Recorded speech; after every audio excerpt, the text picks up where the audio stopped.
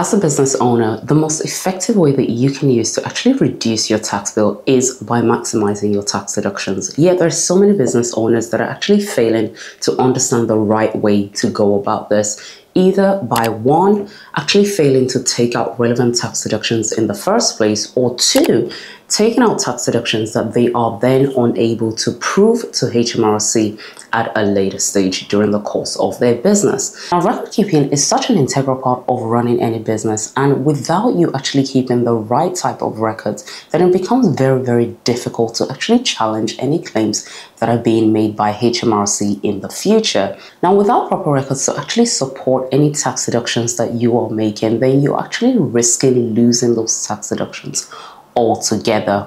Or even worse, you risk losing those tax deductions and also being faced with fines, penalties, and potential interest. So it's very important for you to actually understand record keeping and also Hmrc's rules around record keeping as it relates to having a business here in the UK. Now, in this video, we're going to be talking about record keeping for your business, including how long you should actually be keeping any relevant records for your business, and exactly what type of records you should be keeping to ensure that you are remaining compliant with Hmrc's rules around record keeping. Now, how does Hmrc actually define record keeping? Hmrc defines record keeping as any records or any documentations that you have in fact used or you have received as part of the process of actually completing your tax returns. Now, you might be wondering, how long exactly are you meant to actually keep these records for your business?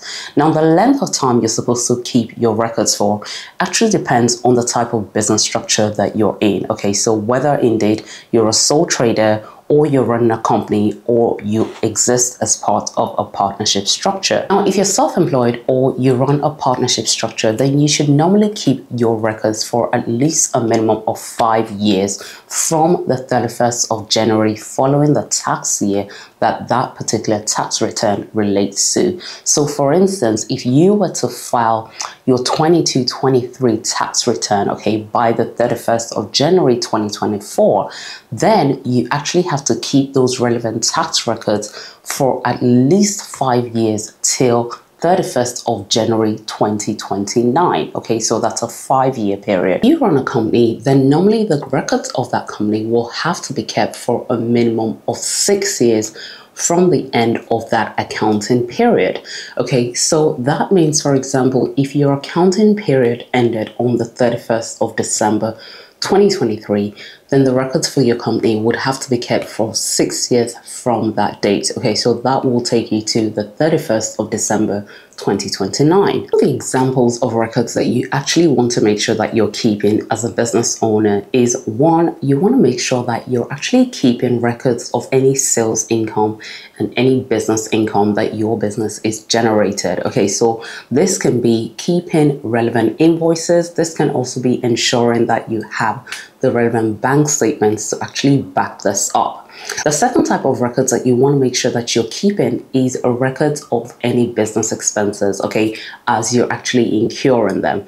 So these type of records could be, for instance, any receipts that you have generated as a result of actually making relevant purchases for your business. Okay, this can also be any invoices that relate to the purchase of those things that you have bought for your business. The next example of records that you want to make sure you're keeping is records in relation to the personal funds and also your business bank account. What do I mean by this? I mean, basically, if you are taking money out from your business bank account and you're transferring that into your personal bank account for any reason whatsoever, then you want to make sure that you're actually keeping records of this. And vice versa, if you're actually paying money from your personal bank account into your business bank account, again, for any reason whatsoever, then you want to make sure that you have a record of this.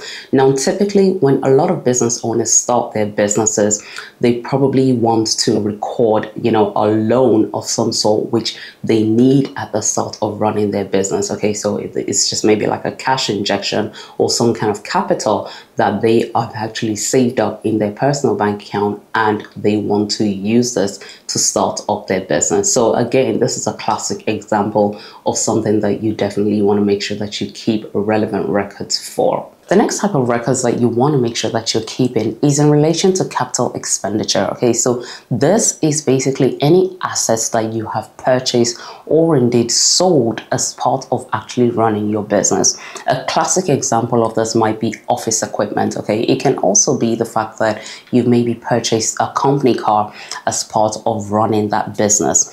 Another example of records that you want to make sure you're keeping is in relation to any payments that you're actually making to your employees. Okay, typically these are things like the deductions that you're making to employees. Okay, so including any employer national insurance contributions that you're making. So you want to make sure that you're actually having the relevant records to back this up in case of any potential investigations that are made by Hmrc in the future. If you receive interest, dividends, or any other type of income from your UK savings, then you also want to make sure that you're keeping relevant records of this. Okay, so a classic record of this would obviously be making sure that you're keeping hold of any relevant tax deduction certificates that's been given to you by your bank or by your building society. You also want to make sure that you have the relevant bank statements that show proof of this when you're actually receiving it. Now, hopefully this video has given you an understanding of what records you actually need to have in place as a business owner to ensure that you're remaining compliant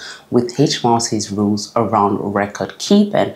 Now, like I mentioned at the start of this video, tax deduction is a massive part of how a lot of business owners in the UK can actually minimize their tax bill effectively, which is why in this video I've gone through in depth on some of the classic examples that can actually help you better maximize your tax deductions. So do make sure you watch this video right after you watch this one. I will see you over there.